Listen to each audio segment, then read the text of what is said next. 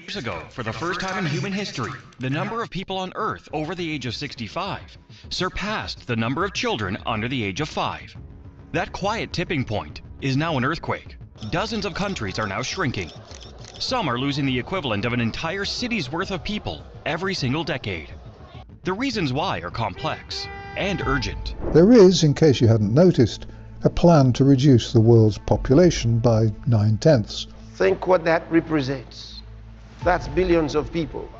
Bertrand Russell said that a long time ago in his book, where he said that a virus should go around the world at least once every 10 years to kill enough people so that people could procreate. And he said, so I've been telling you, what do you think is left? Actually, it's worse than that.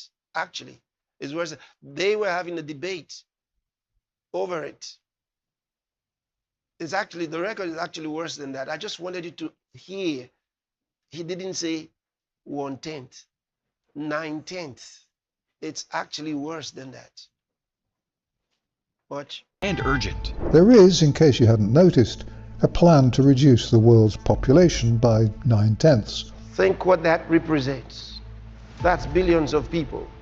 Bertrand Russell said that a long time ago in his book, where he said that a virus should go around the world at least once every 10 years to kill enough people so that people could procreate. And he said we should have them die a horrible death. And he said that shouldn't bother anybody, especially those of us who are not going to be affected by this. So it's a plan that will allow many people to die to reduce world population.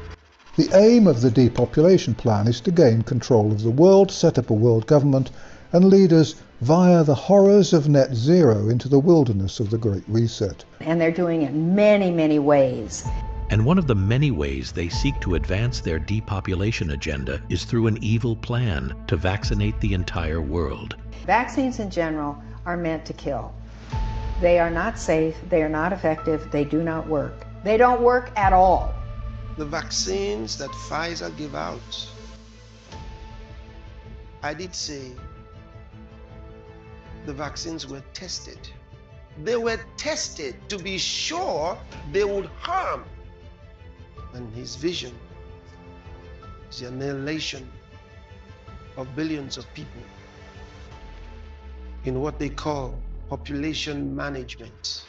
The Pfizer vaccine is contaminated with plasmid DNA. It's not just mRNA. It's got bits of DNA in it. This DNA is the DNA vector that was used as the template for the in vitro transcription reaction when they made the mRNA.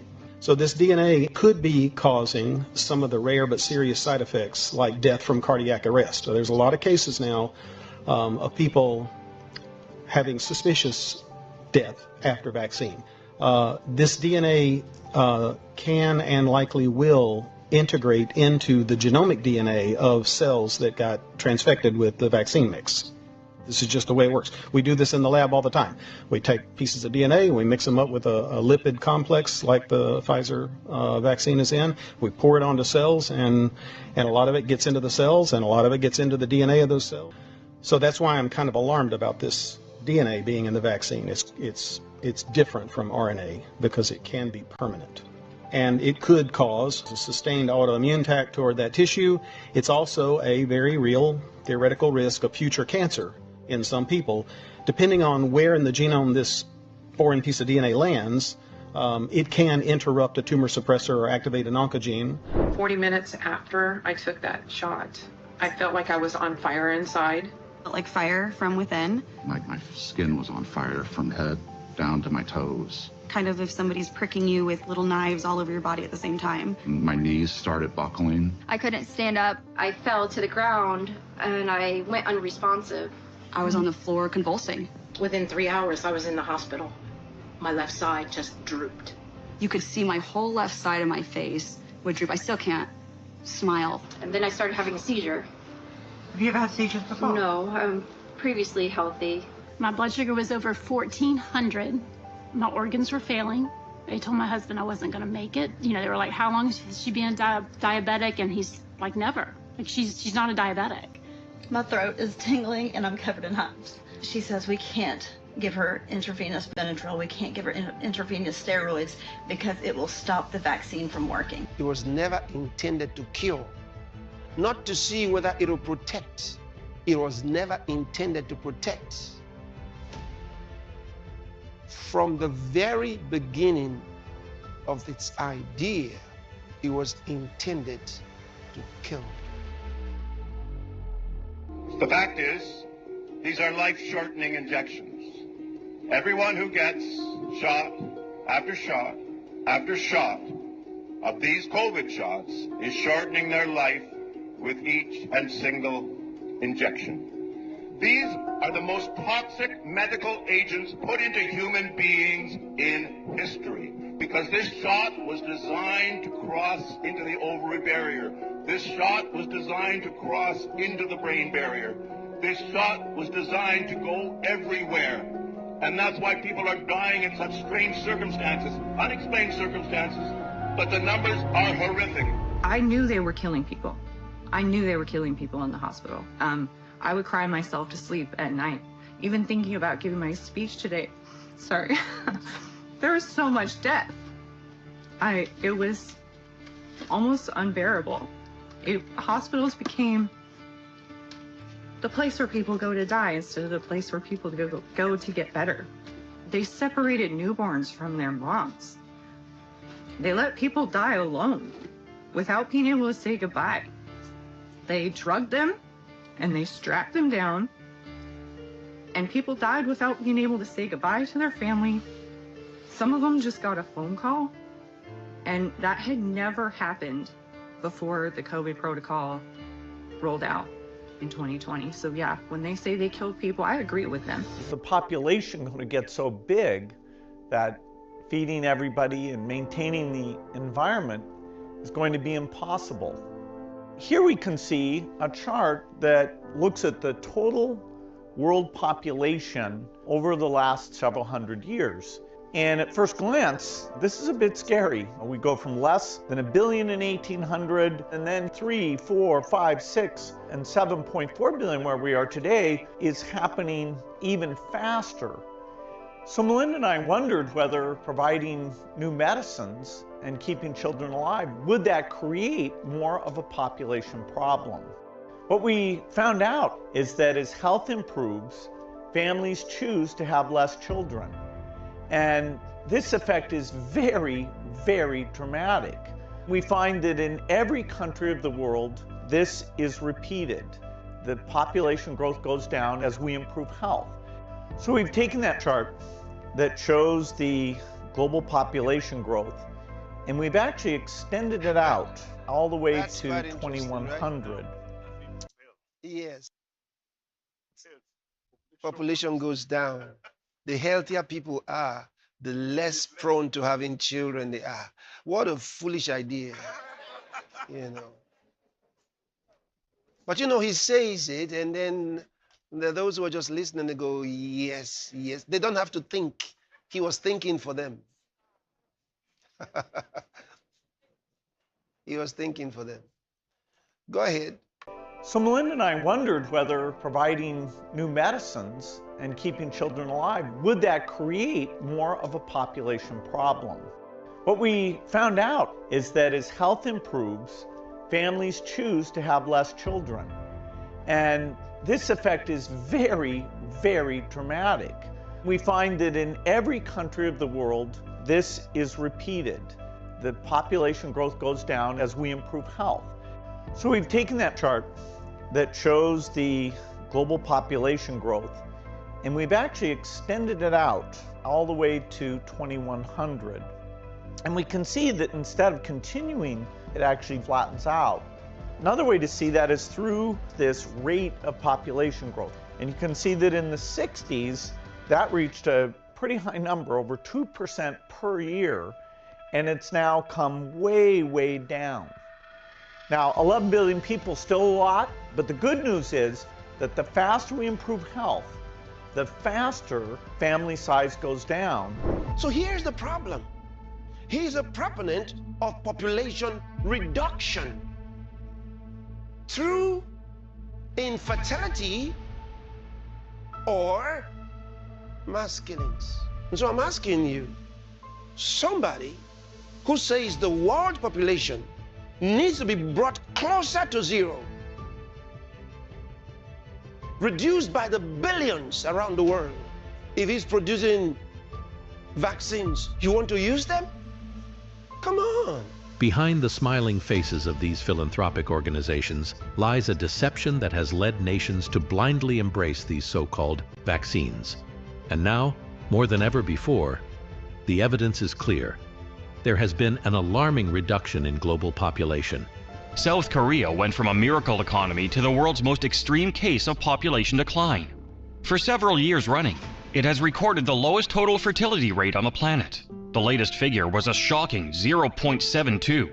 That's not just below replacement level, it's less than a third of it. In Greece, the tourism industry is booming. The population is not. The country is facing a demographic storm created by two distinct events. First, a very low fertility rate, which has hovered around 1.3 to 1.4 for years. Serbia has been shrinking for decades. This exodus combines with a chronically low fertility rate. Fewer young people means fewer births and a smaller workforce to build the economy. He says because of the medicines they are giving them, the people are healthier and they're producing less children. The truth of the matter is, he's giving them drugs that are making them infertile. Yes, sir. Yes, sir.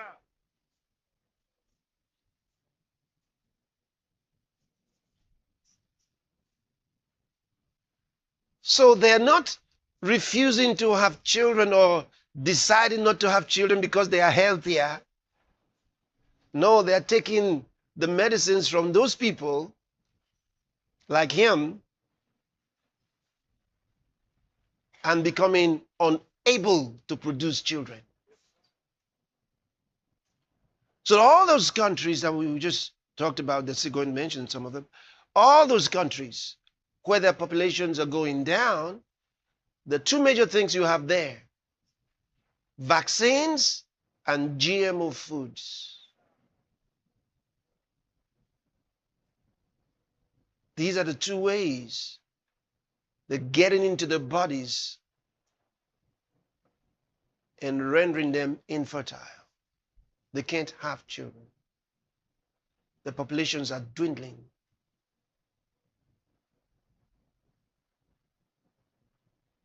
And that's why they want to do the same for countries in Africa.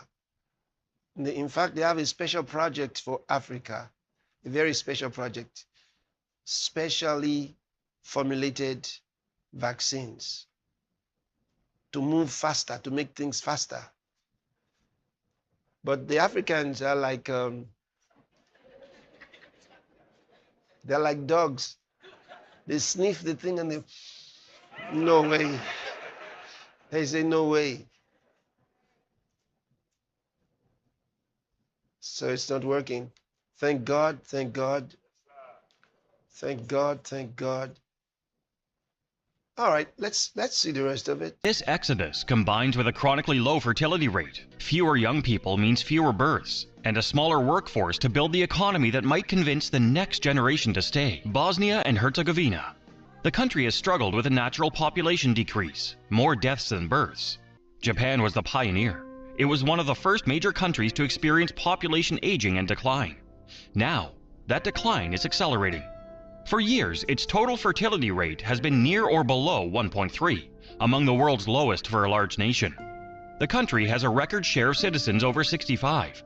In rural prefectures, this trend is hollowing out entire towns, closing schools, and leaving infrastructure with nobody to maintain it. For decades, the megacity of Tokyo acted like a demographic magnet, pulling in youth from all over the country. But now, there aren't enough young people left to pull. If you were writing a textbook on rapid population loss in the 21st century, you might use Bulgaria as a case study. Since its post-communist peak, the country has lost over 20% of its population, a staggering decline in peacetime. The reasons are classic: a fertility rate among the lowest in Europe, combined with a high median age.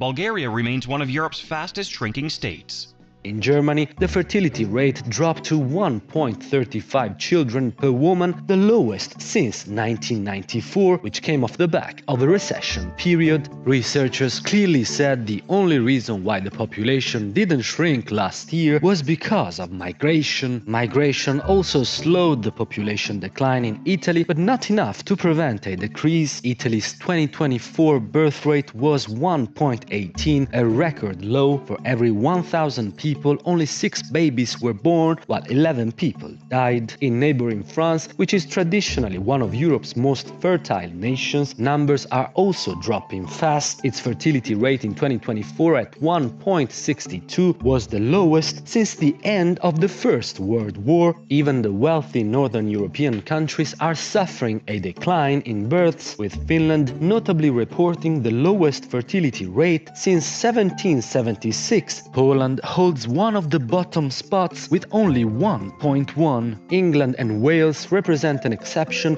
with a tiny 0.6% growth thanks to a surprising rise in babies born to fathers over 60 years old. So it's a plan that will allow many people to die to reduce world population. And that's why they got the Congress in the United States to pass a bill that exonerates them from any damage. Think about it. No matter the damage caused by vaccines, they're free. The big pharma will be free. Why did they seek that? Because they knew there would be trouble. They knew they did something terrible. In 1986, President Ronald Reagan signed the National Childhood Vaccine Injury Act, granting total immunity to vaccine manufacturers. After a decade of lawsuits related to vaccine injuries and deaths, vaccine makers were going bankrupt. In a move to coerce policymakers, vaccine companies threatened to stop making vaccines until they could be legally shielded from liability. To this day, when someone is injured or killed as the result of an adverse reaction, it is the U.S. taxpayers that pay for the damages. Were several Indian tribal girls used as guinea pigs? The report alleges that 2 American pharma giants' untested vaccine was administered to thousands of tribal girls without proper study and paperwork. India was among the hardest hit after Bollywood celebrities were incentivized by the Gates Foundation to urge the public to submit to mass vaccinations. In 2009, tribal children were administered the HPV vaccine. Over 24,000 girls were told they were being given wellness shots, in many cases without the informed consent of a parent or a guardian. The people that were administering these vaccines lied to the guardians of these girls and told the girls, oh, this is going to cure cancer, you're never going to have cancer. And these girls became severely injured. Some of them developed seizures, some of them developed cancer, and 7 girls died. And there was no insurance, there was no assistance for them, and the Gates Foundation denied that it had been clinical trials. The deception. Does it sound familiar? They have not changed. This is how these people are. They haven't changed. 23-year-old Alexis Lorenze has been sharing her struggles with followers on TikTok. This comes after she was admitted to UCI Medical Center in Orange for a rare and life-threatening blood disorder. The local hospital forced her to receive 3 vaccines at once, which she said resulted in life-threatening reaction. My ears are probably some of the worst part of it. One of the doctors told me I might need to do something like plastic surgery on my ears and reconstruct them because of how much my ears have blown up. Obviously, this story is tough to look at. For religious reasons, Alexis and her family had long abstained from vaccines. However, she says the hospital informed her that continuing treatment required vaccinations. Alexis says she reluctantly accepted, but says her body had extreme adverse reactions, leaving her battling for her life. So the patients were undertreated, mistreated, maltreated, and died because of money. And it boils down to that. It really boils down to that. These were fundamental violations of human rights. You know, face it, those that were in hospitals during that time were sitting ducks for, whatever therapy could be foisted on them by hospital administrators who were lining their pockets at the same time. I'm adamant that you know, we could never go down this road again where the FDA and the CDC and our politicians and big pharma and et cetera push protocols on us that are not only don't work, but that actually harm, injure, and even kill patients. We failed as a society. We failed as a medical community. We were misguided by government agencies, the NIH, the FDA, the CDC, and especially misguided by money and protocols. You are not a protocol. You are a human being. You have individual needs. And sadly, so many people succumbed, not to a virus, but to neglect and to wanton greed. In reality, with the COVID vaccines, an authentic crime against humanity is being committed. I mean, I am talking about a crime against public health that has been perpetrated by the pharmaceutical industry with the support of the mainstream media, with the complicity of the European Community countries and governments, and the bribing of the health authorities,